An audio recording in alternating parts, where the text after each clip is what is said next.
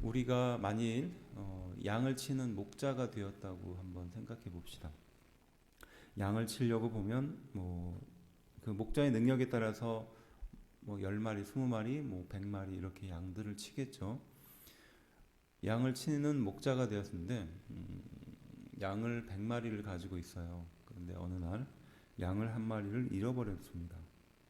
그렇다면 지금 한참 양을 쳐야 되는 그때가 됐는데 양 99마리를 두고 그 한 마리를 찾으러 가야 하는 게 맞는 일일까요? 아니면 양 한 마리를 포기하고 99마리를 돌보는 게 더 급선무일까요?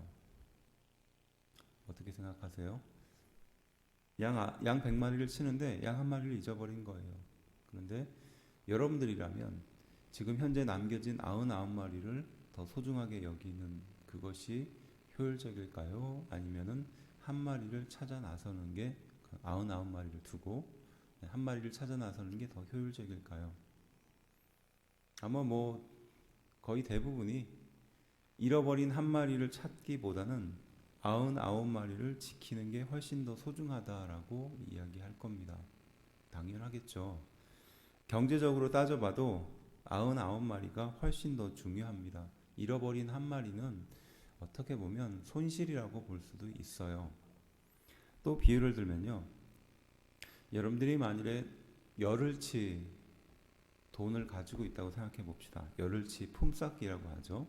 열흘치의 그 돈을 벌어들일 수 있는 그 돈을 가지고 있는데 그 중에서 하루치를 잊어버렸어요. 그렇다면 당연히 하루치를 찾겠죠. 근데 질문을 바꿔서 어떤 돈이 더 소중하냐라고 물어본다면 당연히 물론 하루 잊어버린 거에 더 중요하다 할 수는 있겠지만 그래도 남겨진 그 9일치의 돈이 훨씬 더 중요하지 않겠습니까? 그걸 잃어버리는 거는 더 큰 손해니까요. 앞서 말했던 비유와 비슷하죠. 99마리를 잃어버리는 것보다는 한 마리를 잃어버리는 것이 더 경제적이고 또 효율적이기도 합니다. 그렇다면 오늘 함께 읽은 본문으로 돌아와서 자신의 재산을 다 가지고 다 탕진해버린 둘째 아들과 나와 함께 하고 있는 첫째 아들이 있다면 누가 더 소중하냐라고 물어볼 수 있겠죠. 물론 부모님의 마음에 빙의가 된다면 첫째 아들도 중요하고 둘째 아들도 중요하죠. 어떻게 비교할 수 있겠어요. 그런데 잃어버려야 한다면 이라는 전제를 두고 얘기한다고 보면 둘째 아들은 어차피 잃어버렸잖아요. 타지에 나가 있죠. 더구나 내가 가지고 있는 재산도 절반 이상 이미 가지고 나가 있는 상태입니다. 그러니까 남겨진 아들이 더 중요하겠죠.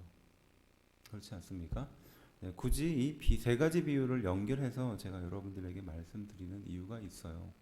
평상시 사람들은 어느 쪽에 무게중심을 두는가라는 거예요. 저울에다가 그 추를 올려놓고 더 중요한 것을 올려놨다고 한다면 어느 쪽이 기우는지는 너무나 불보듯 뻔한 일입니다. 그런데 함께 읽은 말씀 15장 1절과 2절이 이제 이렇게 시작해요. 모든 세리와 죄인들이 말씀을 들으러 가까이 나오니 라고 말하죠. 모든 세리와 죄인은 모든 세리, 말 그대로 세리라는 것은 제가 몇 번 설명해 드렸던 내용입니다. 기억을 더듬어서 보면 당시에 로마의 그 세금을 대신 걷어들였던 사람이고 소위 말해서 간접세, 지나가는 통행세라든지 이런 것들을 걷어들였던 사람이에요. 그러니까 충분히 자기의 역량에 따라서 돈을 더 걷어들일 수도 있고 못 걷어들일 수도 있던 사람입니다. 그런데 당시 이 세리들은 돈을 주고 자신의 그 세리의 직분을 샀기 때문에 자기가 돈을 주는 만큼 그 이상의 것들을 세금으로 걷어들여야 됐습니다. 그러니까 유대인의 입장에서는 안 내도 될 세금을 로마에게 빼앗긴다라고 생각하고 있었고 그것을 세리가 걷어들였기 때문에 사람들은 세리는 곧 죄인이고 배반자라고 생각했습니다. 하나님의 백성이 아니었죠. 성전에도 들어올 수 없었고 세리가 하는 말은 증인으로서 효력도 없었습니다. 그러니까 어떠한 처우를 받았는지는 안 봐도 뻔한 일이죠. 그렇다면 죄인은 누구를 말하는 걸까요? 당시 유대인의 그 시선에서 봤을 때는 창녀를 말하는 겁니다. 몸을 파는 사람들. 물론 경제적으로나 어떤 어려움 때문에 당시에 여자가 할 수 있는 일이 제한되어 있었기 때문에 남편을 잃은 여자가 할 수 있는 일이 많지 않았다고 해요. 그래서 먹고 살기 위해서 이런 일들을 했었습니다. 그런데 우리가 잘 알듯이 유대인들은 하나님의 말씀, 율법에 어긋나는 이런 죄를 짓는 사람을 바로 죄인이라고 아예 지칭을 했죠. 반복적으로 죄를 지었던 사람입니다. 그래서 세리와 죄인들이 예수님의 말씀을 듣기 위해서 가까이 나오는 거예요. 그러니까 이 모습을 지켜보고 바리새인과 서기관들이 어떻게 했다고요? 수군거려 이르되 2절에서 말하죠. 그래서 이 사람이 죄인을 영접하고 음식을 같이 먹는다. 예수님의 그 행동을 보면서 우리가 율법의 기준으로 보았을 때 가까이 해서는 안 될 사람들, 바로 그 죄인과 세리들을 가까이 하는 모습을 보고 바리새인과 서기관들이 수군거리면서 어떻게 이런 행동을 할 수 있느냐라고 말하면서 본문이 시작되는 거예요. 그리고 제가 앞서 말했던 그 비유의 내용들이 등장하는 겁니다. 양 99마리와 한 마리, 그리고 내가 가지고 있는 열흘치의 그 봉급 중에서 잃어버린 한 하루치의 봉급, 그 다음에 남겨진 그 9일치의 봉급, 이것을 비교하고요. 마지막에 잃어버린 둘째 아들과 남겨진 첫째 아들을 비교하는 것이죠.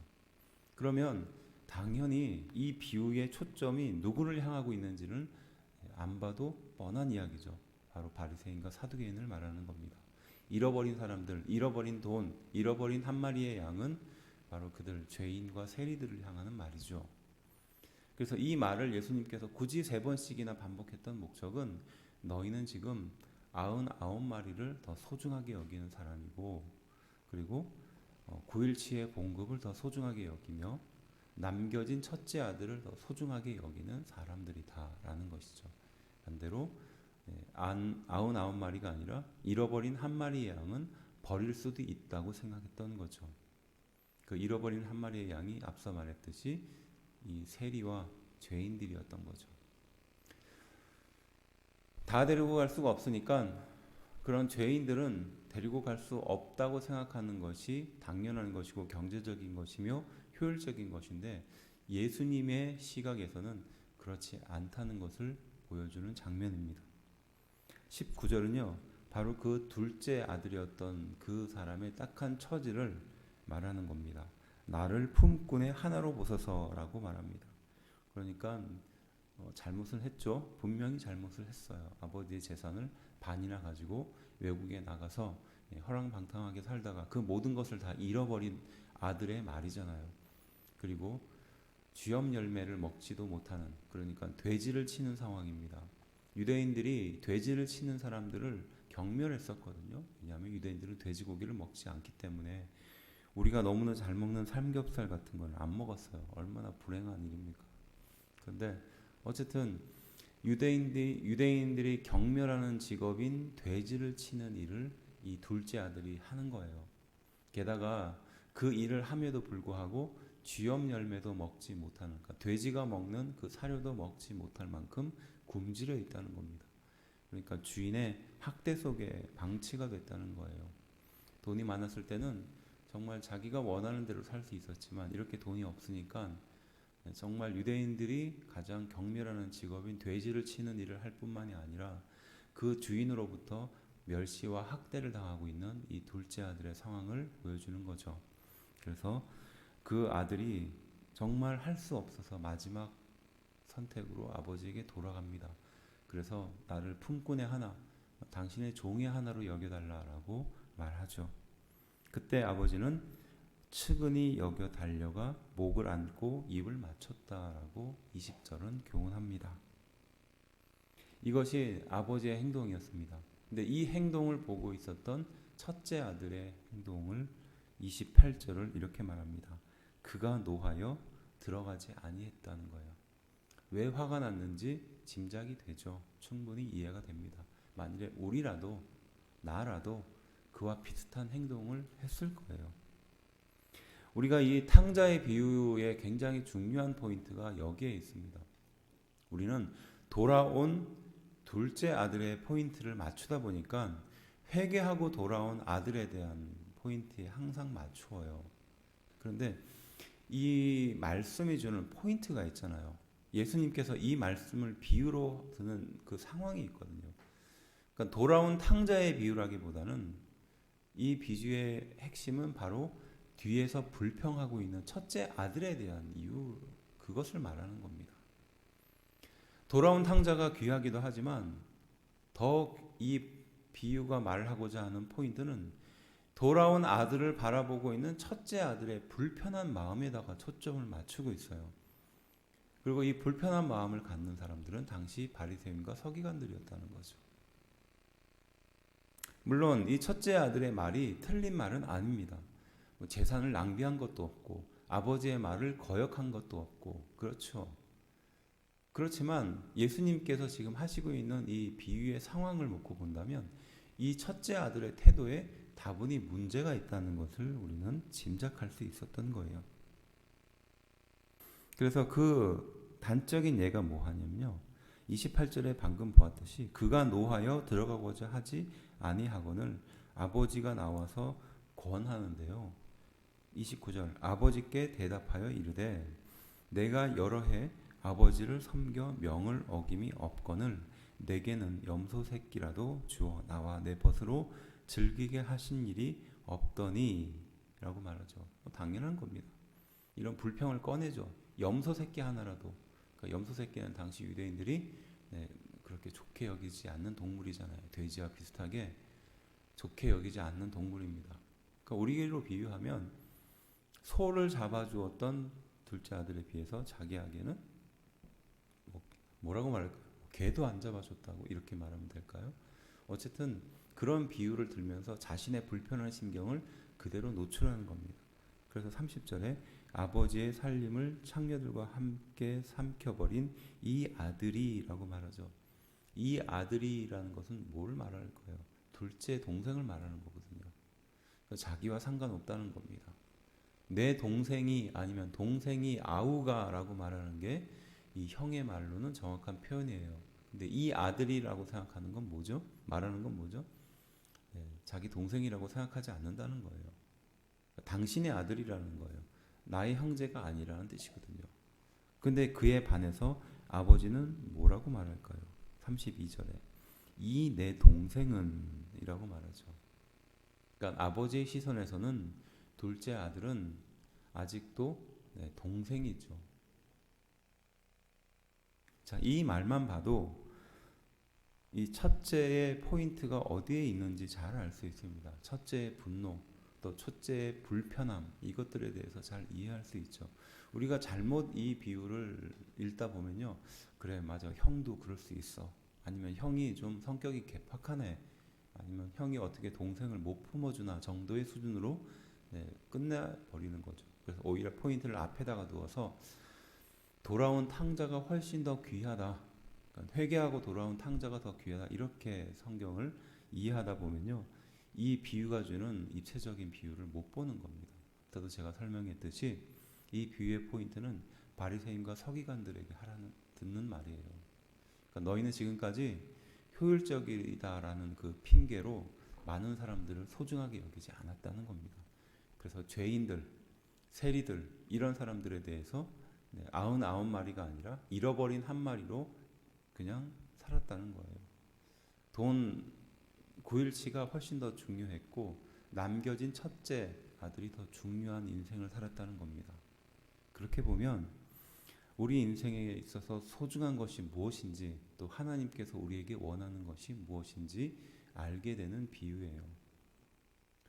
이 첫째 형의 분노를 살펴보면서 우리는 지극히 인간적인 우리의 한 모습을 살펴보게 됩니다. 질투하고 노하고 자신과 인연이 끝났다라고 말하는 이 첫째 형을 바라보면서 한편으로는 매정한 모습도 발견할 수 있게 되겠죠.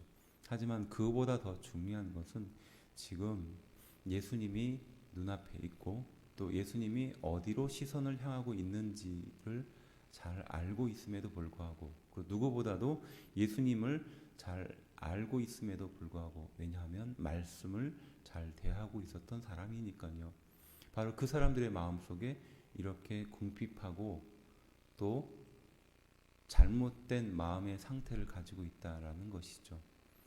성도임에도 불구하고 우리가 그러한 마음을 갖고 있다면 우리는 우리 자신의 모습을 돌아봐야 할 줄로 믿습니다.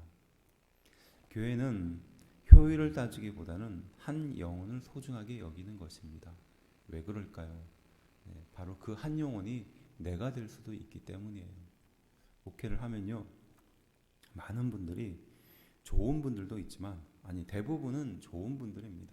정상적이고 문제가 없고 큰 어려움이 없는 그런 분들이에요. 오히려 제가 그분들의 그 말과 그 배려나 그 관심과 기도를 통해서 은혜를 받는 그런 분들이에요. 그런데 교회는요, 꼭 속을 썩이는 한두 분이 있어요. 말도 안 되는 걸 가지고 우기고 또 주변 사람들에게 피해를 입히고 불편하게 하는 사람이 있거든요. 그런데 목회자가 그 불편한 사람을 그냥 경제적인 원칙에 따라서 당신이 있는 것보다는 나가는 게 우리 교회에 훨씬 유익이다라고 말하잖아요. 그러면 남겨진 성도들에게 유익하고 교회가 평안할 것 같잖아요.